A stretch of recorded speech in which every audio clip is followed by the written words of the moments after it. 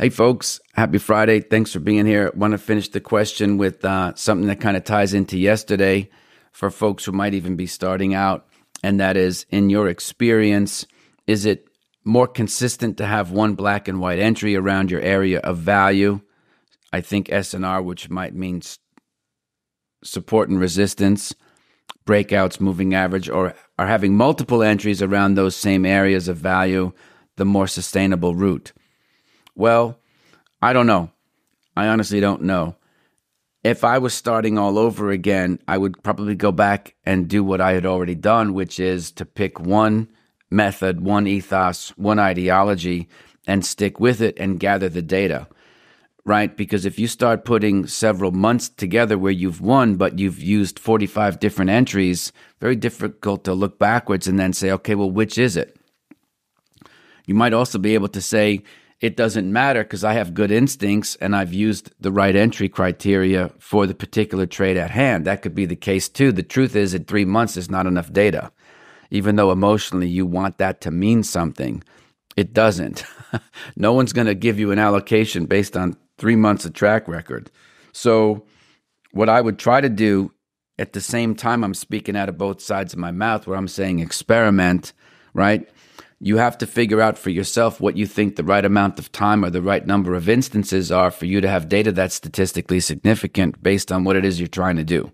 I don't know what that number is because I don't have enough data here. I don't have enough understanding. Whether you trade support and resistance or breakouts or moving averages, you have to see what the trade-offs of all of those are, right?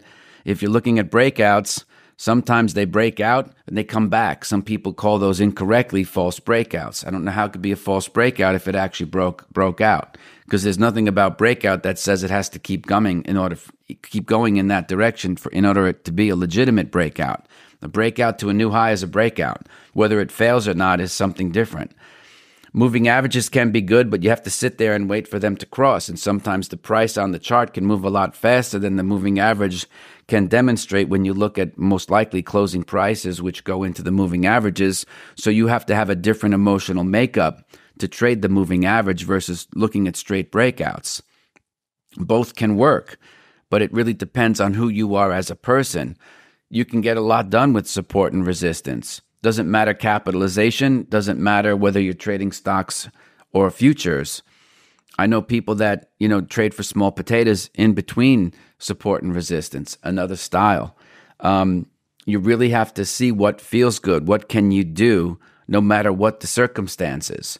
Because then you'll know that might be, at least in the short run, something for you to lean on to try. Which one feels the best?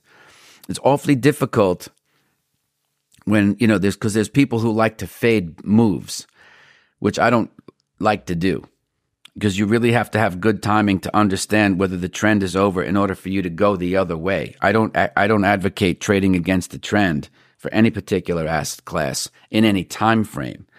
I don't like the idea of people trying to think that they're smarter than the market or the participants therein, because they're typically not. There are people who can look and see and define what reversals are and see what market tops are. But in my experience, even if those people have made millions, the people who actually traded the directional trend up to the top are the people who are making the real money, right? So you can make a lot of money. You might think $1 million is a lot of money. It's up to you. It could be cultural. It could be, your upbringing and where you're from. But I wouldn't try to get cute with that, because oftentimes those trends can continue and you find yourself short in an upward moving market. You're going to lose a lot of money quickly. Doesn't matter if you're trading minis or micros. So this is from Jarvis Price 8777. And it was, again, a comment on the difference between trading in stocks and commodities. You really have to experiment. And I would start with one, and whichever one feels the best, and then kind of go from there. Otherwise, I don't have enough data to kind of make a suggestion that says definitively this is what you should do, and kind of go with it. I know eventually you're going to settle on one thing, and that thing will both be profitable, right, from an expected value standpoint, but it's also going to feel good to the point where it's largely effortless for you to pull off, both tactically and emotionally.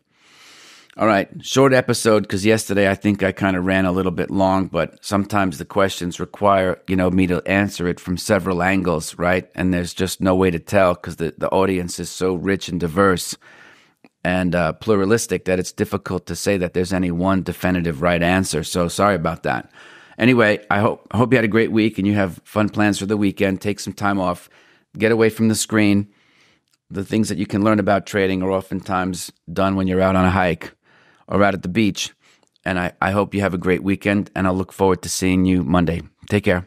Okay, everybody, thanks for being here. Please take a minute, like and subscribe to the show. You could also leave a comment. I don't have all the answers, so it's good to get some feedback. Also, if you would like to support the show, check out the links below. You can get the free audiobook of The Inner Voice of Trading, and also information about the course that I teach with Victor Sperandio. Thanks for being here, folks. I'll see you tomorrow.